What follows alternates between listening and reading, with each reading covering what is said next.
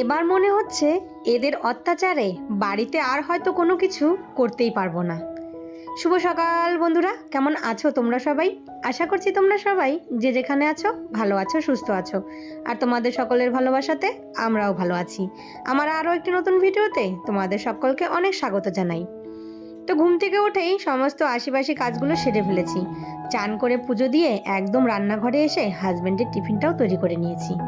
তারপর হাতে একটু সময় আছে, নিজের জন্য একটু চা করে বসে ফেললাম। আর এদিকে ছেলেকে দিয়েছি পিঠে খেতে। আর আমি পিঠে মানে ওই মালপোয়া কাল রাতে কয়েকটা ভেজেছিলাম, তো সেটা দিয়েই এই যে চা আর মালপোয়া। আর আমার আবার চায়ের সঙ্গে মালপোয়া খেতে না দারুণ লাগে। তাই মা আর ছেলে দুজনে মিলে বসে পড়েছি পিঠে আর চা খেতে।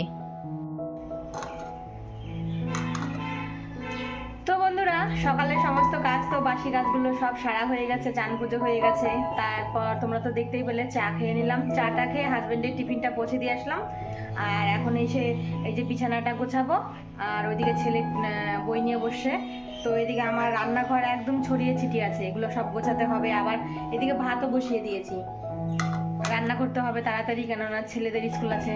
আর এদিকে রান্নাঘরের অবস্থাটা চলো তোমাদেরকে একটু দেখাই। এই যে দেখো ভাত, তো ভাত এই যে টিফিন দিয়ে যাওয়ার মানে টিফিন পৌঁছে দিতে যাওয়ার সময় ভাতটা বসিয়ে গেছিলাম। আর এখানে হাজব্যান্ডের সবজি করেছি, মানে রুটি আর সবজি টিফিনের কড়াইটা ধুতে হবে। আর এদিকে দেখো সমস্ত বাসন ছড়িয়ে ছিটিয়ে সব পড়ে আছে। এদিকে চার বাসনগুলো এখনও মাজা হয়নি, এগুলো ওই যে রেখে দিয়ে গেছিলাম। তো এখন এগুলো সমস্ত গুছিয়ে নিব, তারপর কি রান্না করব সেটা রেডি করব। আর এদিকে আজকে ইচ্ছা আছে লাউ দিয়ে ঘন্ট করার জন্য, মাছের মাথা দিয়ে। তো লাউটা যদি না খাই না, পরে এটা লাউটা বুড়া হয়ে যাবে। আর মাছের ঝোল করব, পাবদা মাছ আছে, তো পাবদা মাছটা দিয়ে একটু ঝোল করব। আর হচ্ছে এই যে লাউ ঘন্ট। তো চলো আগে বিছানাটা গুছিয়ে আসি। আর এক বালতি জামা কাপড় ধুয়েছি, সেগুলোও পড়ে আছে, ওগুলোও মেলতে হবে। আর এই তো চলে আসলাম ছাদে। তো ওইদিকে রান্নাঘরে কিছুটা গুছিয়ে রেখে বাসন টাসনগুলো চায়ের ওগুলো মেজে তারপর এই যে ভাতটা বসিয়ে দিয়েছি। আর ওইদিকে তোমার চলে আসলাম ছাদে জামা কাপড়গুলো মেলতে। তো এখন যদি না মেলে দেই না, তাহলে এই যে মোটা মোটা জামা কাপড়গুলো শুকোতে যাবে না। তো হাজব্যান্ডের জামা প্যান্টগুলো সব ধুয়ে দিয়েছি, তার কারণ হচ্ছে কালকে হাজব্যান্ড গিয়েছিল তোমার আমাদের এখানে একজন মারা গেছে। তো উনি হচ্ছে মানে আমার ছেলে যেই স্কুলে পড়ে তো সেই স্কুলেরই টিচার ছিল। তো উনি, ওনার বয়স হয়ে গেছে, রিটায়ার হয়ে গেছে, তো উনি মারা গেছে। তো ওখানে গিয়েছিল শ্মশানে দাহ করতে, তো সেখানে সবাই গিয়েছিল। তো হাজব্যান্ডও গিয়েছিল। তার জন্য রাতে মানে রাতের বেলা এসে সমস্ত কিছু খুলে চান টান করেছে। আর এই যে যা যা জামা কাপড় ছিল সব আমি এই যেগুলো কেচে দিয়েছি। আর এইদিকে জামা কাপড় তো শীতের দিনে এমনিতেও কিন্তু বেশি হয় দেখবে। তো চলো এই জামা কাপড়গুলো মেলা হয়ে গেছে, এখন নিচে গিয়ে রান্না বান্না সারি। এইদিকে আমি রান্না বসিয়েছি, ওইদিকে আমার ছেলে মামা করে ডাকছে, বলছে যে মা আমার পড়াটা একটু ধরে দিয়ে যাও। তো ওকে পড়তে দিলেই না, ও একটু করে পড়বে, যখন মুখস্থ হবে তখন বলবে যে আমাকে মা আমার এই পড়াটা ধরো। তো চলো দেখি ওর পড়াটা হয়েছে কিনা। দেখো বন্ধুরা, এই যে বই পড়তে দিয়ে মানে বলছি যে ওকে বই পড়তে, আর ও পড়বে আর একটু মানে পড়া মুখস্থ করবে আর বলবে মা তুমি ধরো।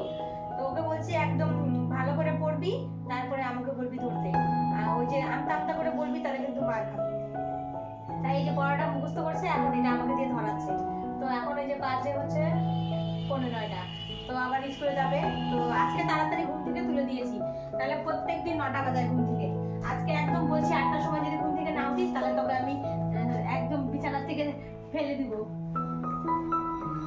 তো বিছানাটা ওই যে হালকা একটু গোছানো হয়েছে, আর বাকিটা পরে গোছাবো। থাকো বই পড়ুক আগে। যখনই পড়তে বসাবো, পড়া মুখস্থ হয়ে গেলেই সঙ্গে সঙ্গে আমাকে বলবে যে এটা আমাকে ধরে দাও, মানে ওর মুখস্থ হয়েছে কি না সেটা দেখার জন্য ও আমাকে ধরতে বলবে। তাই বলেছি ভালো করে মুখস্থ করবি, না হলে কিন্তু আমি ধরবো না। যদি পড়তে গিয়ে আটকে যায় মুখে, তাহলে কিন্তু মার খাবি। তো ওই যে মুখস্থ করেছে আর বাকিটা করছে ও। এদিকে আমি চলে আসলাম রান্নার কাজে।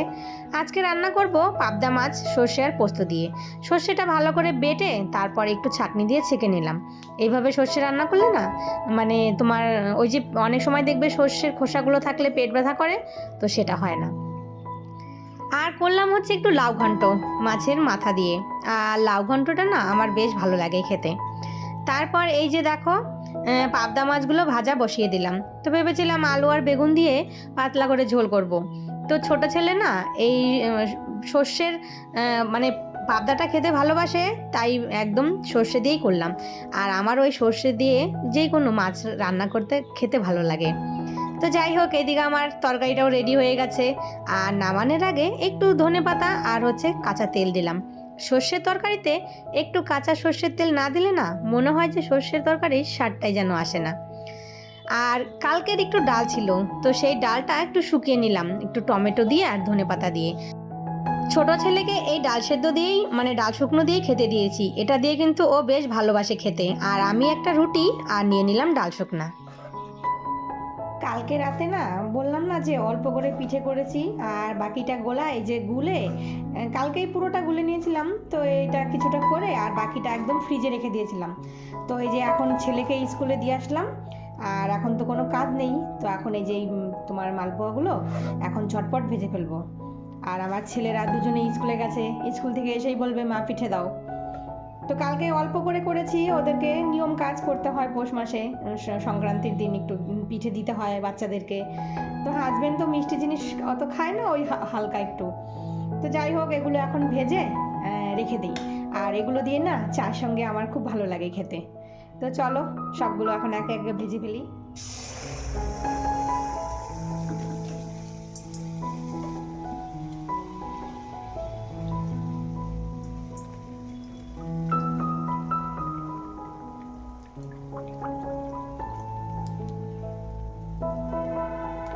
দেখো কি সুন্দর একদম ফুলে ফুলে বলের মতন হয়ে যাচ্ছে। এরকম ফুললে না পিঠে যদি কোনো জিনিস বানাতে গেলে যদি ভালো হয় সুন্দর হয় তাহলে দেখবে বানাতে ইচ্ছে হয়। আর যদি ভালো না হয় তখন মানে ইচ্ছে হয় না যে জিনিসটা আর মানে তৈরি করি। আর দেখো কি সুন্দর ফুলেছে। তো চলো একে একে সব পিঠেগুলো এইভাবে রেডি করে ফেলি, কেননা এই পিঠে বানাতে গেলে না অনেকটাই সময় লাগে। তোমরা হয়তো আমার এই ভিডিওতে অনেক মানে মিউজিক পাবে, যেটা ভয়েস দিতে গেলে না হয়। এই যে গাড়ির আওয়াজ তো হামেশাই শোনা যায়, কেন বলো তো? আমার বাড়ির পাশেই মেন রোড, তো সেখানে দিনরাত 24 ঘন্টা গাড়ি যেতেই থাকে। আর যখনই ভয়েস দিবে একটু না একটু আওয়াজ তোমরা পাবেই। তাই যতবারই কাটি ততবারই একবার না একবার আসবেই। তাই আর ভাবি কি থাক, অত আর ইসে করা যাবে না, একটু তোমরা মানিয়ে গুছিয়ে দেখে নিও। আর এই যে দেখো মালপোয়াগুলো কালকের থেকে আজকে মনে হয় বেশি আরও ভালো হচ্ছে। একদম ফুলে ফুলে দেখো সুন্দর বলের মতন হয়ে গেছে। তো এই যে আমার সমস্ত মালপোয়াগুলো ভাজা হয়ে গেছে। তো এই যে এখান থেকে কয়েকটা মালপোয়া দিয়ে দেবো হচ্ছে দেওরের বাড়িতে। তো কালকে না শাশুড়ি মা পিঠে দিয়েছিল, সেটা হচ্ছে চষি পিঠে। তো সেই বাটির মধ্যেই এই যে পিঠেটা আমি ওদেরকে এখন দিয়ে আসবো। আর কোনো পিঠে করিনি। তো দেখি বাড়িতে গেলে মা বলেছিল যদি আসিস তাহলে একটু পিঠে করব। ওইদিকে বোন এসেছে, তো দেখি এর মধ্যে যেতে হবে একদিন। তারপর ছাদে এসেছি জামা কাপড় তুলতে, এসে দেখি গাছের বেগুনগুলো সব বাদরে খেয়ে ফেলছে। এই যে দেখো এখানে একটা বড় বেগুন ছিল, আর এই যে বেগুনটা কেবল এসেছে বাস। এই যে বাদরের জ্বালায় এবার মনে হচ্ছে কোনো কিছু করতেই পারবো না। দেখো যখনই গাছে বেগুন হয় এই যে বাদরগুলো এসে অত্যাচার করে এইভাবে খেয়ে ফেলে। কি আর করা যাবে, এটা ওদের ভাগ্যে ছিল। যাই হোক খেয়ে ফেলেছে, কোনো কিছু করার নেই, আর মন খারাপ করেও লাভ নেই। আর এইদিকে দেখো একটু ফুলও এসেছে, আর এইদিকেও আবার দু একটা করে ফুল ফুটবে। তো চলো বন্ধুরা আজকের ভিডিওটা তাহলে এখানেই শেষ করি। সবাই ভালো থেকো, সুস্থ থেকো। আর ভিডিওটা কেমন হয়েছে অবশ্যই একটু কমেন্ট করে জানিও। আবারও দেখা হবে তোমাদের সাথে।